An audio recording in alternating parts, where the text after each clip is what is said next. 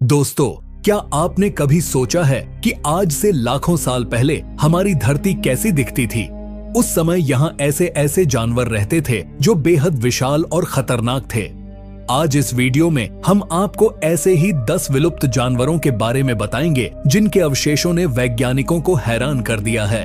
तो चलिए इस रोमांचक सफर पर हमारे साथ चलें।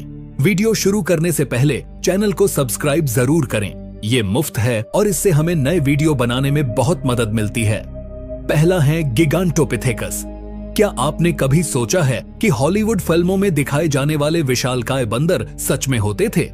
यह जानकर आपको हैरानी होगी कि हमारी धरती पर एक ऐसा ही विशाल वानर था जिसका नाम गिगांटोपिथेकस था।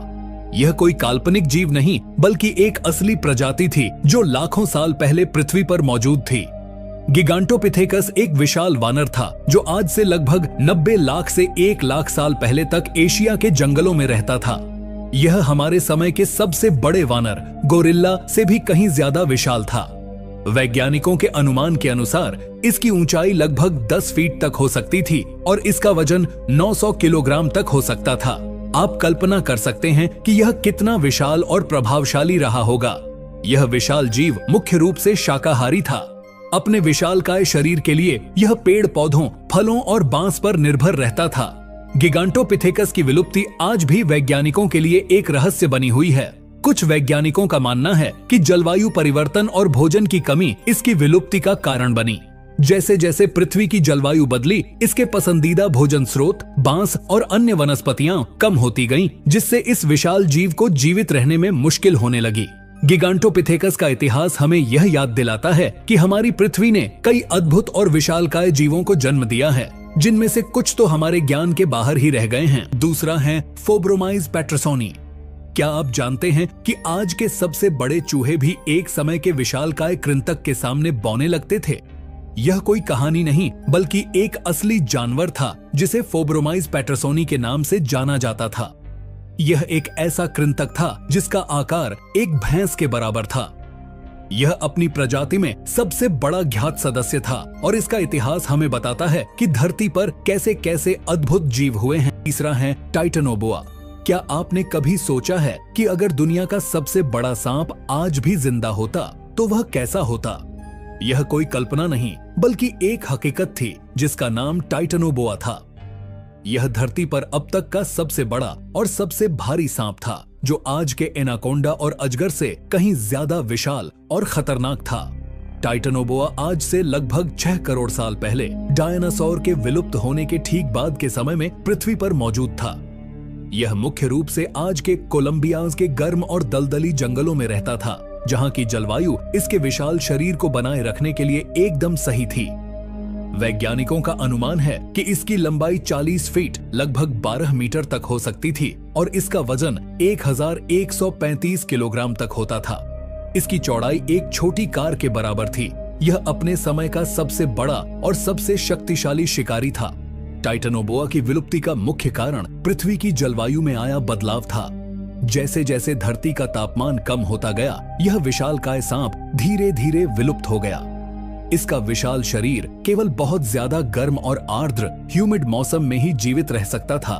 टाइटनोबोआ का इतिहास हमें बताता है कि धरती ने कैसे कैसे विशाल और अद्भुत जीवों को जन्म दिया है जो आज हमारी कल्पना से परे हैं। चौथा है डायनोसुकस, डायनासोर का शिकारी मगरमच्छ। क्या आपने कभी सोचा है कि अगर मगरमच्छ डायनासोर का शिकार कर सकते तो वे कितने विशाल होते?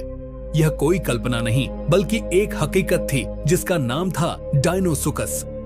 यह एक ऐसा मगरमच्छ था जो अपने समय के सबसे बड़े और सबसे खतरनाक शिकारियों में से एक था और डायनासोर भी इससे डरते थे।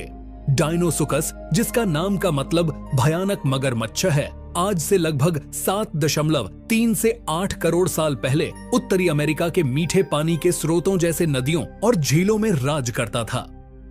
यह आज के किसी भी मगरमच्छ या घड़ियाल से कहीं ज्यादा बड़ा और शक्तिशाली था। वैज्ञानिकों के अनुसार इसकी लंबाई 30 फीट लगभग 9 मीटर तक हो सकती थी और इसका वजन 4 टन तक होता था। इसकी लंबाई एक छोटी बस के बराबर थी और इसका शरीर बहुत भारी था। डायनोसुकस एक अदम्य शिकारी था।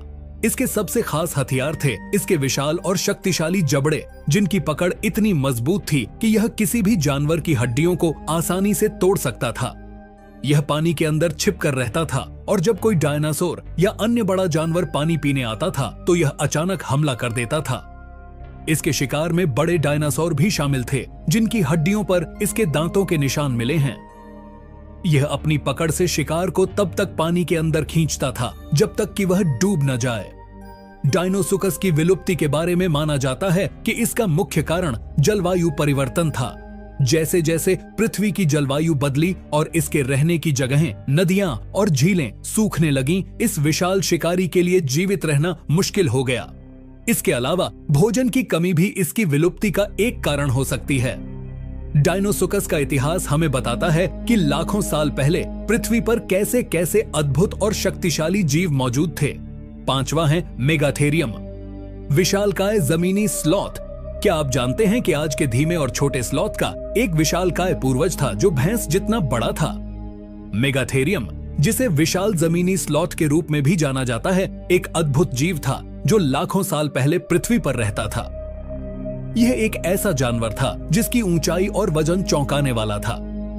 मेगाथेरियम आज के स्लॉथ का एक बहुत बड़ा रिश्तेदार था, लेकिन यह पेड़ों पर रहने के बजाय जमीन पर चलता था। यह करीब 6 लाख से 10,000 साल पहले तक दक्षिण अमेरिका के घास के मैदानों और जंगलों में पाया जाता था। वैज्ञानिकों का अनुमान है कि यह अपनी पिछली 2 टांगों पर खड़ा होने पर 4 मीटर 13 फीट तक ऊंचा हो सकता था और इसका वजन 4 टन तक होता था। इसकी त्वचा बहुत मोटी थी और यह अपने बड़े पंजों का इस्तेमाल अपनी रक्षा के लिए करता था। मेगाथेरियम एक शाकाहारी जीव था। अपने विशाल आकार और ऊंचाई का इस्तेमाल यह पेड़ों की ऊंची टहनियों से पत्तियां, टहनियां और फल खाने के लिए करता था। यह अपने बड़े और मजबूत पंजों से पेड़ों को भी हिलाकर गिरा सकता था ताकि वह आसानी से उन पर लगे फल और पत्तियां खा सके। इसके विलुप्त होने का रहस्य आज भी वैज्ञानिकों के लिए एक शोध का विषय है, लेकिन इसके अवशेषों से यह पता चला है कि यह इंसान के आगमन के बाद ही विलुप्त हुआ। यह माना जाता है कि इंसानों के अत्यधिक शिकार और जलवायु परिवर्तन के कारण यह विशालकाय जानवर विलुप्त हो गया। मेगाथेरियम का इतिहास हमें यह याद दिलाता है कि पृथ्वी पर जीवन का इतिहास कितना अद्भुत और विविधतापूर्ण रहा है। 6वां है आर्कटोडस, विशालकाय शॉर्ट फेस्ड भालू। क्या आप जानते हैं कि उत्तरी अमेरिका में एक ऐसा भालू था जो आज के किसी भी भालू से कहीं ज्यादा बड़ा और तेज था?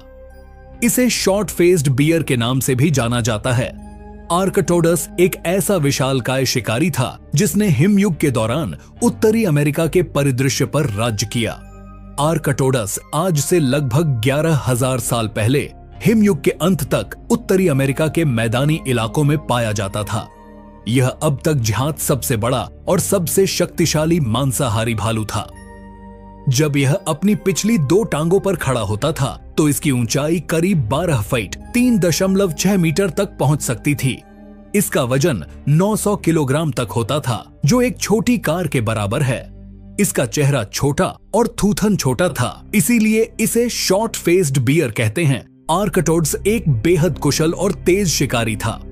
अपने बड़े और शक्तिशाली शरीर के बावजूद यह बहुत तेजी से दौड़ सकता था।